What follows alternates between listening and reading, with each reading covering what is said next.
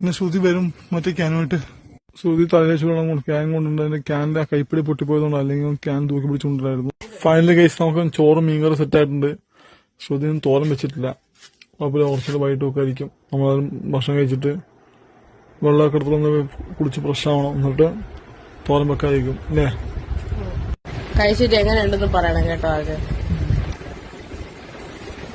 ഉണക്കമീൻ കറിയാണ് കേട്ടോ കേസ്. ഉണക്കമീൻ കറിയും വേറെ ഒന്നുമില്ല.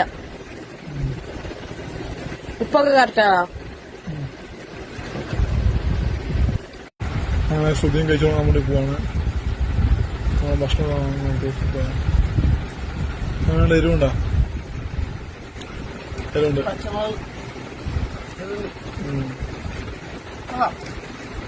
രാവിലെ എല്ലാം തീർത്ത് വെച്ചത് ഇപ്പോഴാണ് ഭക്ഷണം കഴിക്കണത്. ചിലപ്പോ രാത്രി ചിലപ്പോ തോരനുണ്ടായിട്ട് കഴിക്കും അല്ലേ? രാത്രി